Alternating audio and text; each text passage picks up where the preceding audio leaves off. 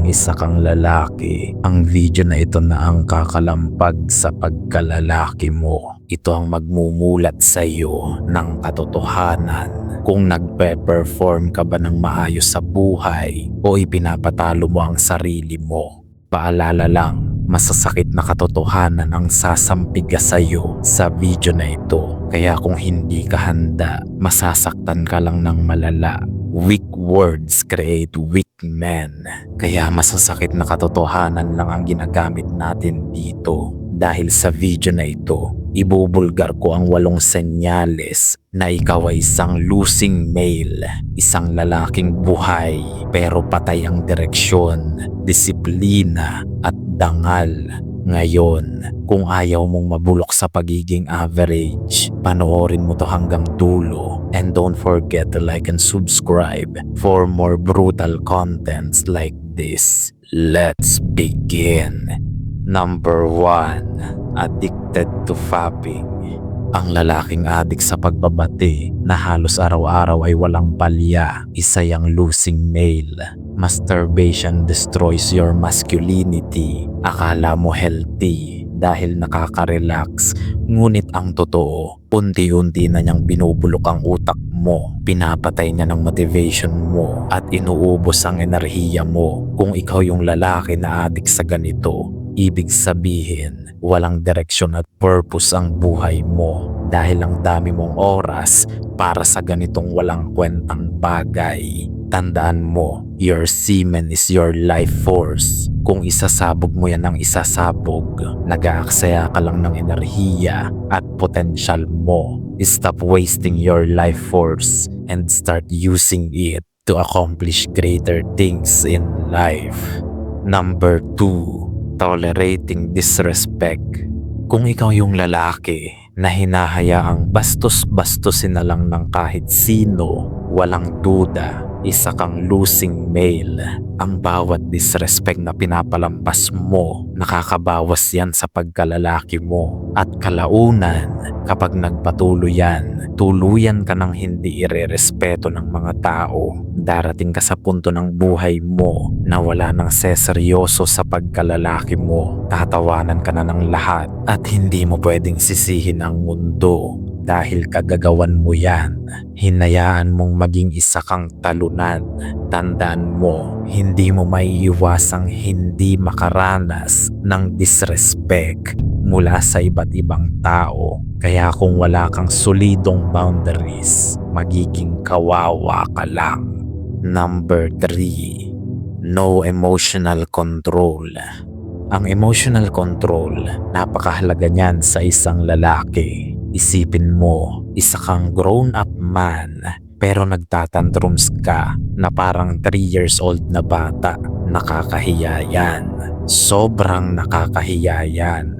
Masusuka ang makakakita sa iyo. Ang tanda mo na. Pero kung umiyak ka, para kang hindi lalaki. Tapos ang bilis mong magalit na akala mo ay caveman na underdevelop ang utak. Tandaan mo, ang kawalan ng emotional control ng isang lalaki ang pinaka nakakahiyang bagay na pwedeng mangyari sa iyo. Magmumukha kang immature, isip bata, kilos bata, at iyaking bonjing. Maawa ka sa sarili mo. Act like a man. Number 4. Physically inactive. Sa circle of friends mo, huwag mong hahayaan na ikaw ang may pinakapangit na pisik at pinakamahinang katawan dahil lalaki ka. Hindi ito tungkol sa insecurity o kung ano paman. Dahil kung walang kompetisyon sa loob ng circle of friends mong mga lalaki, walang kwentang pagkakaibigan yan. Ang mga babae, takot yan na masapawan ng isa't isa. Ngunit ang mga lalaki, hindi ganyan. Dapat lagi kayong nagpapaligsahan sa healthy na paraan at hindi nyo mamamalayan ang layo nyo na pala sa dating kayo. Ganyan ang totoong brotherhood.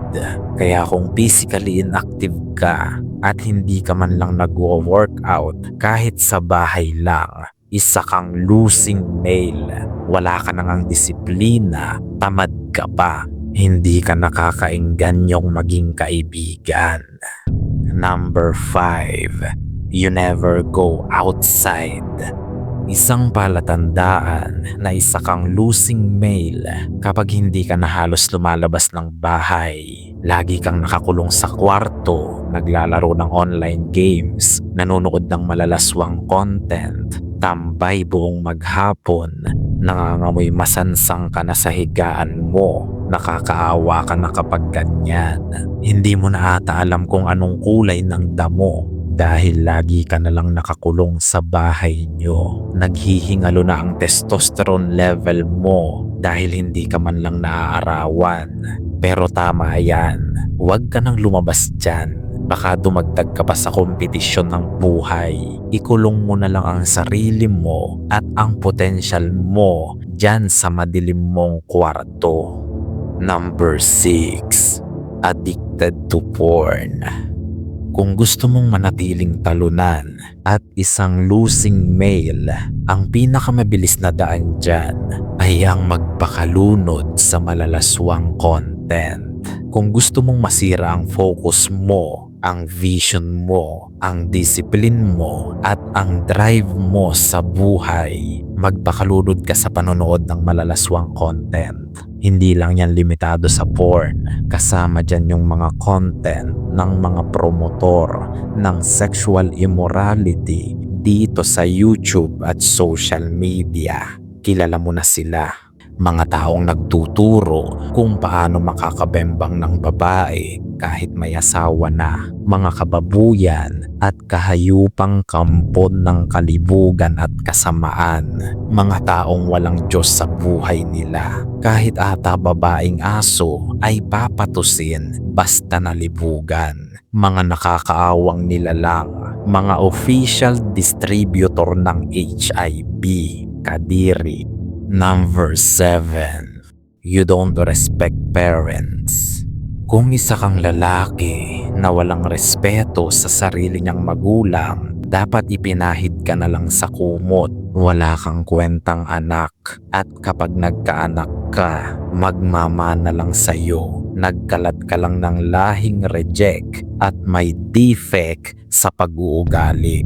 Kung alam mo naman sa sarili mong wala kang kwentang lalaki, huwag ka na magkalat ng lahi mo dahil yan na lang ang ambag mo sa lipunan para mabawasan ang utak galunggong at mga latak ng lipunan. Dapat sa'yo kinakapon dahil kung sa magulang mo at sa loob pa lang ng bahay nyo, kupal ka na, paano pa sa labas? Naiintindihan mo? Marami ng basura ang Pinas, tapos dadagdag ka pa sa linisin. Number 8. Addicted to women. Kung babaero ka at addict sa iba't ibang puday, skip mo na ang part na ito dahil susunugin kita dito. Kung ikaw yung lalaki na gagawin ng lahat, makatikim lang ng iba't ibang babae, nakakadiri ka. Para kang daga, isa kang official distributor ng HIV. Kung tamaan ka man ng tulo at iba't ibang sakit, deserve mo yan. At sa katakawan mo sa laman, mamamatay kang naagnas ang laman. At dahil babaero ka, mamamatay ka rin nag-iisa. Tingin mo ba pararangalan ka ng pamilyang sinira mo dahil sa libog mong hindi mo makontrol? Tanga! Mamamatay kang nag-iisa at ang tanging alaala mo lang ay ang mga hampok at malalansang tahong. Walang iiyak sa burol mo, matutuwa pa yan dahil wala ka na. At ang tanging madadala mo lang sa hukay ay HIV. Yan ang achievement mong kupal ka. At kung nandito ka pa rin, buksan mo na ang dating apps mo at mambabae ka na. Dahil yan lang naman ang nagbibigay ng saya sa buhay mo, hindi ba? Kung wala yan, baka ma-depress ka na. Nakakaawang nilalang na sunod-sunuran sa tahong ng babae. Alipin ka ng libog. Gayunpaman, marami nga ang makakapakinig, ngunit iilan lang ang makakaunawa. Hanggang sa muli nating pagkikita, mga tapat kong kawal.